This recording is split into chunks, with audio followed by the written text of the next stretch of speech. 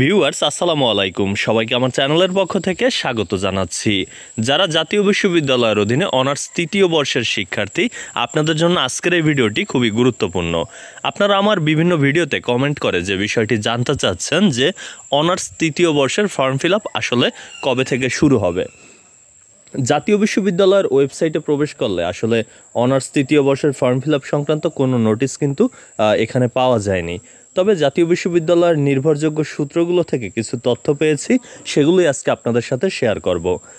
মূলত জাতীয় বিশ্ববিদ্যালয়ের অধীনে অনার্স তৃতীয় বর্ষের যে পরীক্ষার রেজাল্ট সেটি প্রকাশিত হয়েছিল সেপ্টেম্বরের 11 তারিখ, যা প্রায় 1.5 মাস অতিবাহিত হয়েছে, কিন্তু এখন পর্যন্ত নতুন যে বর্ষ অর্থাৎ বর্তমান তৃতীয় বর্ষ তাদের কিন্তু ফর্ম ফিল আপের নোটিশটি এখনও আসেনি। তবে আপনারা জানেন যে অনার্স তৃতীয় বর্ষে যে সকল শিক্ষার্থী বোর্ড চ্যালেঞ্জ করেছে তাদের কিন্তু বোর্ড চ্যালেঞ্জ আবেদন শেষ হওয়ার পর সেই বোর্ড চ্যালেঞ্জের রেজাল্ট এখনও প্রকাশ হয়নি। সাধারণত বোর্ড চ্যালেঞ্জের রেজাল্ট প্রকাশ হওয়ার 2-1 দিন বা 1 সপ্তাহ পরে কিন্তু ফর্ম ফিল আপের নোটিশটি আসে। তো সেই হিসাবে বোর্ড চ্যালেঞ্জের রেজাল্টটি প্রকাশ হওয়ার সম্ভাবনা রয়েছে নভেম্বরের মাঝামাঝি সময়, অর্থাৎ 15 বা 20 তারিখের দিকে।